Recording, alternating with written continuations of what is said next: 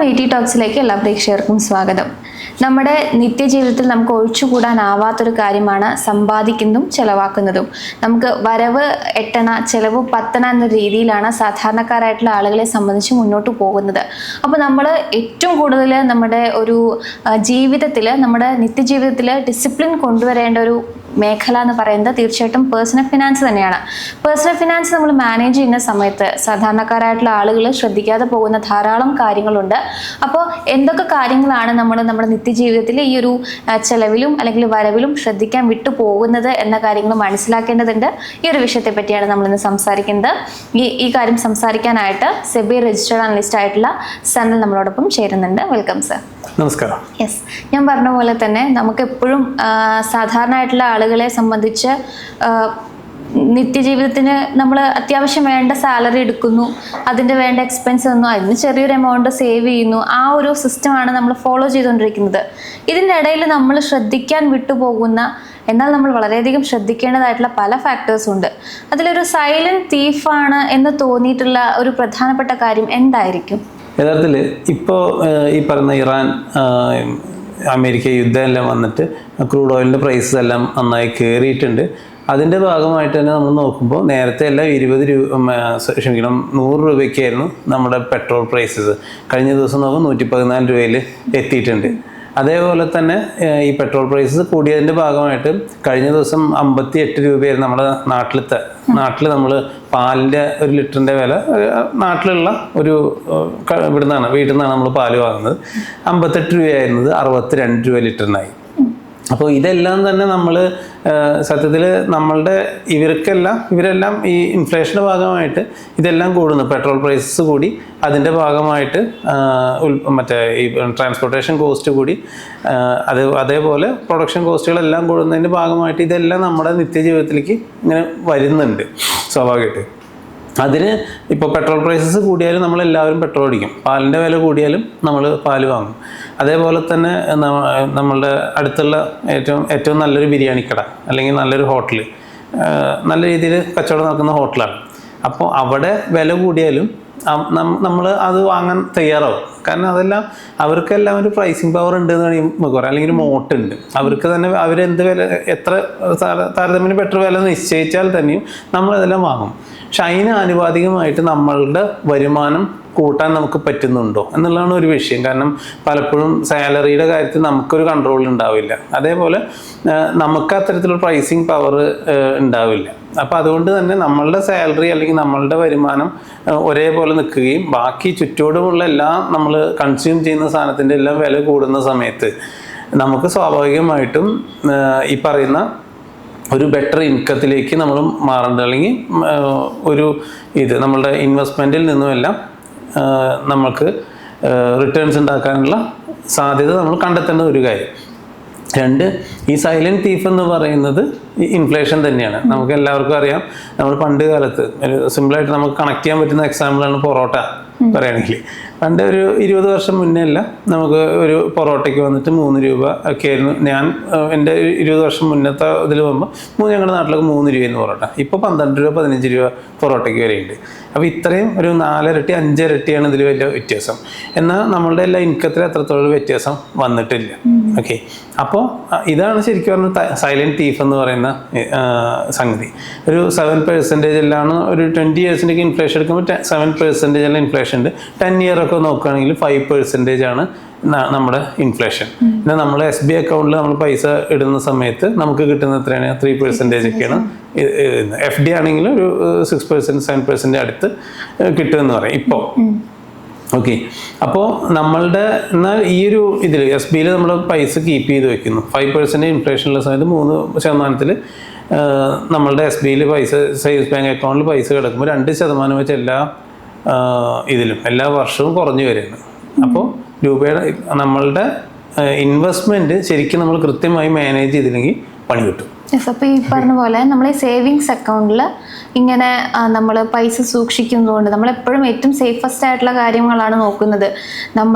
നമ്മുടെ കയ്യിലുള്ള പൈസ പോവാതിരിക്കാനുള്ള മെത്തേഡിൽ ഏറ്റവും റിസ്ക് കുറവെന്ന് പറയുന്നത് FDയും അതുപോലെ തന്നെ സേവിങ്സ് അക്കൗണ്ടിൽ നിന്ന് പൈസ അനക്കാതെ വെക്കുന്നതുമാണ്. അപ്പോൾ നമുക്ക് ഈ പറഞ്ഞ പോലെ സേവിങ്സ് അക്കൗണ്ടിൽ 3% അല്ലെങ്കിൽ മാക്സിമം 3% ആ ഒരു റേഞ്ചിലൊക്കെയാണ് നമുക്ക് അവിടെ ഇൻട്രസ്റ്റ് കിട്ടുന്നത്. അപ്പോൾ ഈ സേവിങ്സ് അക്കൗണ്ടിലുള്ള ഈ പൈസയെ ഇൻഫ്ലേഷൻ എത്രത്തോളം എഫക്ട് ചെയ്യാറുണ്ട്? അത് നമ്മൾ ഈ പറഞ്ഞ പോലെ 5% ആവറേജ് ഒരു 10 ഇയറിൻ്റെ ഇൻഫ്ലേഷൻ നോക്കുമ്പോൾ ആവറേജ് 5% വരുന്നുണ്ട്. അപ്പോൾ അത് ഓരോ വർഷവും ഇപ്പോൾ SBയിൽ നമുക്ക് ഉള്ള പൈസ കിടക്കുന്ന പൈസയ്ക്ക് നമുക്ക് കിട്ടുന്നത് 3% ആണ് കിട്ടുന്നത്. അപ്പോൾ ഓരോ വർഷം 2% വെച്ച് അതിൽ കുറഞ്ഞു വരുന്നുണ്ട്. ഇത് പലപ്പോഴും പലരും ചെയ്യുന്നത് മനഃപൂർവ്വം ചെയ്യുന്നതല്ല. അതായത് കൃത്യമായിട്ട് മാനേജ് ചെയ്യാത്തതുകൊണ്ട് SBയിൽ മറ്റേ ഈ പറയുന്ന പലർക്കും ഞാൻ കണ്ടിട്ടുണ്ട് പെൻഷൻ വന്നിട്ടുള്ള പൈസ ഇവരുടെ ഇതിൽ പെൻഷൻ വരുന്നത് ഇതിലേക്ക് കയറിക്കൊണ്ടിരിക്കുന്നുണ്ട്. അവരുടെ ചിലവ് അത്രയും കുറവായതുകൊണ്ട് അവർ ആ എമൗണ്ട് SBയിൽ നിന്ന് എവിടേക്ക് മാറ്റിയിട്ടില്ല. അതങ്ങനെയാണെന്ന് വലിയൊരു എമൗണ്ട് SBയിൽ തന്നെ ഉള്ള കേസുകൾ കുറേ കണ്ടിട്ടുണ്ട്. അപ്പോൾ എന്ത് സംഭവിക്കുന്നത് വെച്ചെങ്കിൽ ഈ 2% വെച്ചിട്ട് ഓരോ വർഷം കുറഞ്ഞുകൊണ്ട് വരികയാണ്. കാരണം പണത്തിൻ്റെ മൂല്യം നമുക്ക് ഇന്ന് ഉള്ളൊരു 100 രൂപയ്ക്ക് നമുക്ക് കിട്ടുന്ന ഒരു ഉൽപ്പന്നം 10 വർഷം കഴിഞ്ഞാൽ കിട്ടില്ല. ഏകദേശം 70 രൂപയെ കിട്ടുള്ളൂ. അതിനുള്ള തത്തുല്യമായിട്ടുള്ളൊരു ഉൽപ്പന്നം കിട്ടുള്ളൂ. അതാണ് പ്രധാനമായിട്ടും ഇൻഫ്ലേഷൻ്റെ ഒരു സംഗതി. അപ്പോൾ അങ്ങനെയാണെങ്കിൽ നമുക്ക് ഈ ഒരു ഇൻഫ്ലേഷനെ ബീറ്റ് ചെയ്യാൻ പാകത്തിൽ എന്തൊക്കെ ആൾട്ടർനേറ്റീവ് ഇൻവെസ്റ്റ്മെൻറ്റ് ഐഡിയാസ് ആണ് സജസ്റ്റ് ചെയ്യുക? നമുക്ക് ശരിക്ക് ഈ ഇൻഫ്ലേഷനെ ബീറ്റ് ചെയ്യാനായിട്ട് നമുക്ക് ഈ SB മോശമാണെന്നുള്ളൊരു ഇതല്ല, ഇതെല്ലാത്തിനും അതിൻ്റേതായിട്ടുള്ള ഒരു സംഗതി ഉണ്ട്. അതായത് പോസിറ്റീവ്സ് ഉണ്ട്. നമുക്ക് എമർജൻസി ഫണ്ട് എന്ന് പറയുന്നത് ഇപ്പോൾ അത്യാവശ്യം പെട്ടെന്ന് ഒരു 3 മാസത്തിൽ ഒക്കെ ആവശ്യമുള്ള പൈസ അല്ലെങ്കിൽ 6 മാസത്തിൽ ആവശ്യമുള്ള പൈസ നമ്മളൊരു കാരണവശാലും സ്റ്റോക്ക് മാർക്കറ്റിലോ അല്ലെങ്കിൽ ഇക്വിറ്റി മ്യൂച്വൽ ഫണ്ടിലൊന്നും ഇടില്ല. അത് നമ്മൾ സേഫായിട്ടിരിക്കാൻ നമുക്ക് എളുപ്പം കിട്ടാനായിട്ട് നമ്മൾ SB അക്കൗണ്ടിൽ തന്നെ കീപ്പ് ചെയ്യും, അല്ലെങ്കിൽ ലിക്വിഡ് മ്യൂച്വൽ ഫണ്ടിൽ നമ്മൾ കീപ്പ് ചെയ്യും. ആ ഒരു ആവശ്യം എന്ന് പറഞ്ഞാൽ നമുക്ക് പെട്ടെന്ന് ആവശ്യമുള്ള സമയത്ത് പൈസ എടുക്കണം. ലിക്വിഡിറ്റിയാണ് അവിടുത്തെ വിഷയം. നമ്മളൊരു ഇൻവെസ്റ്റ്മെൻറ്റ് തിരഞ്ഞെടുക്കുന്ന സമയത്ത് 3 കാര്യങ്ങളാണ് ശ്രദ്ധിക്കേണ്ടത്. ഒന്ന് ലിക്വിഡിറ്റി, റിസ്ക്, റിട്ടേൺസ്. SB അക്കൗണ്ടിൽ അല്ലെങ്കിൽ ഡെപ്റ്റ് മ്യൂച്വൽ ഫണ്ടുകളിൽ നമ്മൾ പൈസ കീപ്പ് ചെയ്യുന്നത് ലിക്വിഡിറ്റിക്ക് വേണ്ടിയിട്ടാണ്. അവിടെ റിട്ടേൺ ഒന്നും നോക്കില്ല. ലിക്വിഡിറ്റി ഭയങ്കര ലിക്വിഡാണ്. നമുക്ക് ഇന്ന് വേണമെങ്കിൽ ഇന്ന് പൈസ എടുക്കാം. ഡെപ്റ്റ് മ്യൂച്വൽ ഫണ്ടിലാണെങ്കിൽ ഇന്ന് വിറ്റ് കഴിഞ്ഞാൽ നാളേക്ക് പൈസ അക്കൗണ്ടിൽ കയറും. റിസ്ക് താരതമ്യേന കുറവാണ്, പക്ഷെ റിട്ടേൺ ഉണ്ടാവില്ല. ഒരു 3 to 5% റിട്ടേൺ ഉണ്ടാവുള്ളൂ. അപ്പോൾ നമുക്ക് എമർജൻസി ഫണ്ട് അടുത്തൊരു 3 മാസത്തിന് ആവശ്യമുള്ള പൈസകൾ അല്ലെങ്കിൽ 6 മാസത്തേക്ക് നമുക്ക് അത്യാവശ്യമുള്ള പൈസകൾ നമ്മുടെ ജീവിത ചെലവ് നടത്താനുള്ള പൈസകൾ മാത്രം ഇത്തരത്തിലുള്ള ലിക്വിഡ് അസറ്റ്സിലേക്ക് മാറ്റുന്നു. പിന്നെ അടുത്തൊരു ആവശ്യം ചിലപ്പോൾ നമുക്ക് അടുത്ത ഒരു 2 വർഷത്തിനോ 3 വർഷത്തിനോ ആവശ്യമുള്ള പൈസയായിരിക്കും. അത് നമുക്ക് ഈ പറയുന്ന ലിക്വിഡിറ്റി പ്രശ്നമല്ല അവിടെ. അപ്പോൾ നമ്മൾ അതിന് ചെയ്യേണ്ടത് എന്താ വെച്ചെങ്കിൽ കുറച്ചും കൂടി റിട്ടേൺസ് തരുന്ന ഇതിലേക്ക് മാറ്റാം, ഓപ്പർച്യൂണിറ്റിയിൽ മാറ്റാം. വേണമെങ്കിൽ കുറച്ച് 2 വർഷം 3 വർഷത്തെ FD ആക്കാം. അതല്ല വെച്ചെങ്കിൽ മറ്റേ ഹൈബ്രിഡ് മ്യൂച്വൽ ഫണ്ടുകളുണ്ട്. അതായത് ഡെപ്റ്റിലും അതേപോലെ തന്നെ ഇക്വിറ്റിയിലും കൂടി മിക്സ് ആക്കിയിട്ട് ഇൻവെസ്റ്റ് ചെയ്യുന്ന മ്യൂച്വൽ ഫണ്ടുകളുണ്ട്. മൾട്ടി അസറ്റ് ഫണ്ടുകളിലേക്കൊക്കെ മാറ്റാം. അപ്പോൾ ഹൈബ്രിഡ് മ്യൂച്വൽ ഫണ്ടുകൾ എന്താ വെച്ചാൽ അത് ഇക്വിറ്റിയിലും ഉണ്ടാവും, അത് ഡെപ്റ്റിലും ഉണ്ടാവും. ഈ പറയുന്ന ഗോൾഡിലും ഇതിലെല്ലാം ഇൻവെസ്റ്റ്മെൻറ്റ് പോകുന്നത്. റിട്ടേൺസ് ഇതിനേക്കാൾ കുറച്ചുകൂടി ബെറ്റർ റിട്ടേൺസ്, ഒരു 8 to 10% റിട്ടേൺസ് എല്ലാം കിട്ടും. എന്നാൽ നമുക്ക് ലോങ് ടേം ഗോളാണ്. അത് വന്നിട്ട് ഒരു 5 വർഷത്തിനൊക്കെ മേലെയുള്ള ഗോൾസാണ്. അവിടെ നമുക്ക് വേണ്ട റിട്ടേൺ തന്നെയാണ്, ലിക്വിഡിറ്റി വിഷയമല്ല. അപ്പോൾ അത്തരത്തിലുള്ള ഗോൾസിന് വേണ്ടിയിട്ട് നമ്മൾ കൃത്യമായിട്ട് അത്തരം മ്യൂച്വൽ ഫണ്ട്സിൽ, ഇക്വിറ്റി മ്യൂച്വൽ ഫണ്ട്സിലേക്കെല്ലാം ഫണ്ട് മാറ്റുന്നതാണ് നല്ലത്. അപ്പോൾ അതിലൊരു 12 to 13 അല്ലെങ്കിൽ 15% ഒക്കെ ആവറേജ് റിട്ടേൺസ് കിട്ടും. അപ്പോൾ നമ്മുടെ ആവശ്യങ്ങൾ ആദ്യം ഐഡൻറ്റിഫൈ ചെയ്യണം. അതിനനുസരിച്ച് വേണം ഏത് അസറ്റ്സ് വേണമെന്ന് തിരഞ്ഞെടുക്കാനായിട്ട്. അപ്പോൾ ഇങ്ങനെയുള്ള ഈ അസറ്റ്സ് തിരഞ്ഞെടുക്കാൻ സാധാരണക്കാരായിട്ടുള്ള ആളുകൾ എന്തൊക്കെ കാര്യങ്ങളാണ് ശ്രദ്ധിക്കേണ്ടത്, അല്ലെങ്കിൽ എന്തൊക്കെ കാര്യങ്ങളാണ് ചെയ്യേണ്ടത്? എങ്ങനെയാണ് അവരത് ഇത്തരം നിക്ഷേപങ്ങളിലേക്ക് ഡൈവേഴ്സിഫൈ ചെയ്യേണ്ടത്? ആദ്യം നമ്മളുടെ ആവശ്യങ്ങൾ ഐഡൻറ്റിഫൈ ചെയ്യണം ആദ്യം വേണ്ടത്. അത് ശരിക്കും പറഞ്ഞാൽ നമ്മൾ ഫിനാൻഷ്യൽ പ്ലാനിങ് എല്ലാം ചെയ്യുന്ന സമയത്ത് ഒറ്റയ്ക്ക് ഇരുന്നിട്ട് ചെയ്യുന്നേക്കാൾ, ഇപ്പോൾ ഭർത്താവ് മാത്രം ചെയ്യുന്നതിനേക്കാൾ പകരം ഒരു ഫാമിലിയുടെ ഫിനാൻഷ്യൽ പ്ലാനിങ് ചെയ്യുമ്പോൾ നമ്മൾ ഭാര്യയും ഭർത്താവും ഒരുമിച്ചിരുന്നിട്ട് വേണം പ്ലാൻ ചെയ്യാനായിട്ട്. കാരണം ഒറ്റയ്ക്ക് ഒരാൾ മാത്രം ചെയ്തിട്ട് ആവില്ല. കാരണം ചിലപ്പോൾ ഏണിംഗ് മെമ്പർ ഒരാളായിരിക്കും, ബാക്കി 3 പേരോ 4 പേരോ ഇദ്ദേഹത്തെ ഡിപ്പെൻഡ് ചെയ്തിട്ടിരിക്കുക. അപ്പോൾ ഇവരെല്ലാവരും കൂടി ചേർന്നിരുന്നിട്ട് വേണം ഒരു ഫാമിലിയുടെ financial financial planning first start ചെയ്യാം. അപ്പോൾ ഇന്ന ആവശ്യങ്ങളാണ് നമുക്കുള്ളതെന്ന് പറഞ്ഞിട്ട് ആദ്യം ഐഡൻറ്റിഫൈ ചെയ്യണം. ഇത് 1 വർഷത്തെ ആവശ്യമാണോ, 1 വർഷത്തിനുള്ളിലുള്ള ആവശ്യമാണോ, 1 മുതൽ 3 വർഷത്തിനുള്ളിൽ ആവശ്യമാണോ, അതോ 3 വർഷത്തിന് മേലെയുള്ള ആവശ്യമാണോ എന്ന് ആദ്യം ഐഡൻറ്റിഫൈ ചെയ്യുക. അതിനുശേഷം നമ്മൾ ഇൻവെസ്റ്റ്മെൻറ്റ് പ്ലാൻ ചെയ്യണം. ഒരു കാര്യം ഇതെല്ലാം അപ്പോൾ ഇത് എല്ലാം ഗോൾസാണ് ശരിക്കും പറഞ്ഞാൽ. അതിനനുസരിച്ച് ഈ പറയുന്ന തരത്തിൽ ഇൻവെസ്റ്റ്മെൻറ്റ് പ്ലാൻ ചെയ്തു. പിന്നെ വേണ്ട ഒരു പ്രധാന സംഗതിയാണ് ഇവർക്ക് എല്ലാവർക്കും തന്നെ മെഡിക്കൽ ഇൻഷുറൻസ് മസ്റ്റാണ്.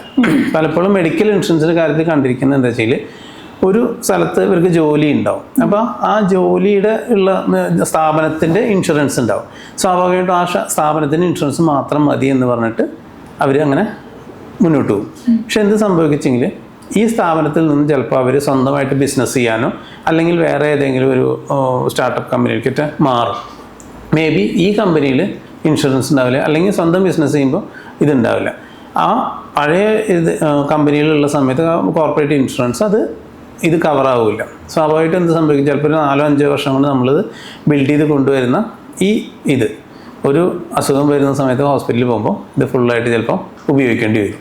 അപ്പോൾ നമ്മൾ ഗോൾസിനെ പറ്റിയൊന്നും ആലോചിക്കില്ല. ആശുപത്രി കിടക്കുകയാണ്, നമുക്കിത് ചെയ്യണമെന്ന് വെച്ചിട്ട് അത് ഉപയോഗിക്കാം. അപ്പോൾ നമുക്ക് ഓൾറെഡി നമ്മൾ ഇൻഷുറൻസ്, കമ്പനി ഇൻഷുറൻസ് ഉണ്ടെങ്കിൽ ഒരു ചെറിയ ഇൻഷുറൻസ്, ഹെൽത്ത് ഇൻഷുറൻസ് ഫാമിലി ആയിട്ട് കൊണ്ടുപോകണം. അത് ഇതിൻ്റെ കൂടെ തന്നെ കൊണ്ടുപോകണം. എന്നിട്ട് ആദ്യം ഫസ്റ്റ് അതാണ് വേണ്ടത്. പിന്നെ നമ്മൾ എടുക്കേണ്ടത് എമർജൻസി ഫണ്ട് ഫസ്റ്റ് എടുക്കുക, കൂടെ റിട്ടയർമെൻറ്റ് എന്ന് പറഞ്ഞിട്ട് ഗോള് വെക്കുക. കാരണം എമർജൻസി ഫണ്ട് നമുക്ക് അത്യാവശ്യം വേണ്ട ഇതാണ്, അത് ആദ്യം തന്നെ നമ്മൾ ഉണ്ടാക്കണം. റിട്ടയർമെൻറ്റ് എല്ലാവരും ഏറ്റവും അവസാനം റിട്ടയർമെൻറ്റ് കാലത്തേക്ക് വെക്കുന്ന ഒരു ഗോളാണ് റിട്ടയർമെൻറ്റ്. പക്ഷേ യഥാർത്ഥത്തിൽ റിട്ടയർമെൻറ്റ് ജോലിക്ക് കയറിയ ഉടനെ തന്നെ റിട്ടയർമെൻറ്റ് എന്ന് പറഞ്ഞ ഗോളിലേക്ക് നമ്മൾ ഫണ്ട് മാറ്റണം. കാരണം അത് ഏകദേശം ഒരാളുടെ റിട്ടയർമെൻറ്റിന് 2 കോടി രൂപ 3 കോടി രൂപയൊക്കെ റിട്ടയർമെൻറ്റ് പർപ്പസ് ആയിട്ട് അന്നേക്ക് വേണ്ടി വരും. ആ എമൗണ്ട് അന്നേക്ക് ഉണ്ടാവണമെന്ന് വെച്ചെങ്കിൽ ഇപ്പം മുതൽ ഒരു 10, 20, 15 വർഷമൊക്കെ നമ്മൾ സ്വരുക്കൂട്ടിയാൽ മാത്രമാണ് ആ ഒരു ഗോളിലേക്ക് എത്തുള്ളൂ. അപ്പോൾ പ്രധാനമായിട്ട് first medical insurance, emergency fund, retirement, അതിന് കൂടെ ബാക്കിയുള്ള ഗോൾസിലേക്കും ചെറിയ അലോക്കേഷൻ പോകുന്ന രീതിയിൽ കൃത്യമായിട്ട് സ്ട്രക്ചർ ചെയ്യുക, അത് എഴുതി വയ്ക്കുക. എന്നിട്ട് വേണം സ്റ്റാർട്ട് ചെയ്യാൻ. ഇതിനെക്കുറിച്ച് ചിലപ്പോൾ ചിലർക്ക് അറിയില്ല. അപ്പോൾ ഏറ്റവും നല്ലൊരു ഫിനാൻഷ്യൽ അഡ്വൈസറെ കൺസൾട്ട് ചെയ്യുന്നതാണ് നല്ലത്. അപ്പോൾ ഈ ഫൈനാൻഷ്യൽ അഡ്വൈസറെ കൺസൾട്ട് ചെയ്തുകൊണ്ട് നമുക്ക് പ്രോപ്പറായിട്ട് ഈ പറഞ്ഞ പോലെ ഇൻവെസ്റ്റ്മെൻറ്റുകൾ എങ്ങനെയാണ് നടത്തേണ്ടത്, അതുപോലെ തന്നെ റിസ്കിനനുസരിച്ച് എങ്ങനെയാണ് നമ്മൾ ഇൻവെസ്റ്റ്മെൻറ്റ് സ്ട്രാറ്റജീസൊക്കെ പ്ലാൻ ചെയ്യേണ്ടതെന്നുള്ളത് മനസ്സിലാക്കാൻ വേണ്ടിയിട്ട് സാധിക്കും. സോ മൊത്തത്തിൽ നമുക്ക് പേഴ്സണൽ ഫിനാൻസ് അല്ലെങ്കിൽ ഇപ്പോഴത്തെ ഒരു സാഹചര്യത്തിൽ ഈ പറഞ്ഞ പോലെ തന്നെ യുദ്ധം അവിടെയാണ് നടക്കണമെങ്കിലും നമ്മളടക്കമുള്ള സാധാരണക്കാരുടെ ലൈഫിൽ നല്ല രീതിയിൽ ഇമ്പാക്റ്റ് ചെയ്യുന്നുണ്ട്. അപ്പോൾ ഈ വില കൂടുന്നുണ്ട്, ഇനിയിപ്പോൾ ഇൻഫ്ലേഷൻ എങ്ങനെയായിരിക്കും എന്നുള്ള കാര്യത്തിൽ നമുക്കറിയില്ല. നമ്മൾ അതായത് ഇൻഫ്ലേഷൻ കുറഞ്ഞു വന്നൊരു സാഹചര്യത്തിൽ നിന്ന് വീണ്ടും കൂടുന്നൊരു സാഹചര്യത്തിലേക്ക് പോകുന്ന ഒരു സിറ്റുവേഷനിലേക്ക് വരികയാണ്.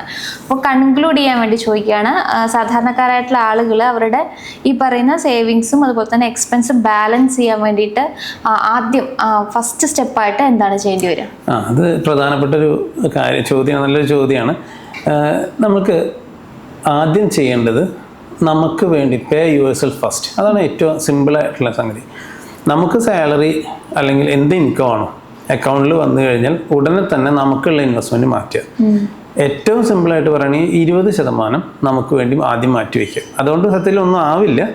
അപ്പോൾ ഒരു 1 ലക്ഷം രൂപ സാലറി ഉള്ള ഒരാളെങ്കിൽ 20,000 രൂപ മസ്റ്റായിട്ട് ആദ്യം സേവ് ചെയ്യുക, അത് ഇൻവെസ്റ്റ്മെൻറ്റ് മാറ്റുക. മ്യൂച്വൽ ഫണ്ട് SIP ആണെങ്കിൽ സാലറി ക്രെഡിറ്റ് ആവുന്ന 1-ാം തീയതി ആണെങ്കിൽ 2-ാം തീയതിക്ക് 3-ാം തീയതിക്ക് തന്നെ അക്കൗണ്ടിൽ നിന്ന് പൈസ പോകണം.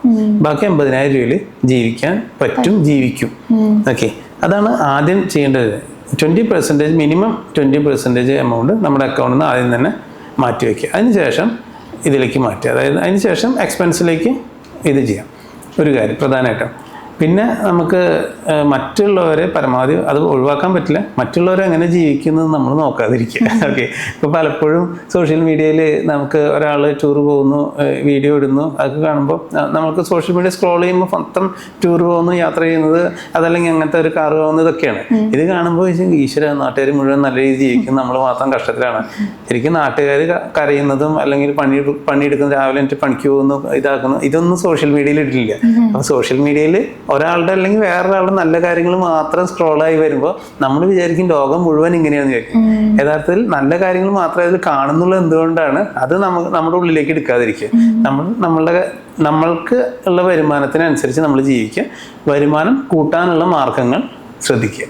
Okay okay, thank you so much ഇത്രയും സമയം നമ്മളോടൊപ്പം ചെലവഴിച്ചതിന്.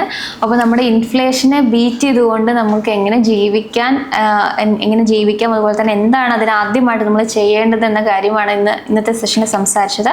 മറ്റൊരു ടോപ്പിക്കുമായിട്ട് ET ടോക്സിൽ വീണ്ടും കാണാം. Thank you.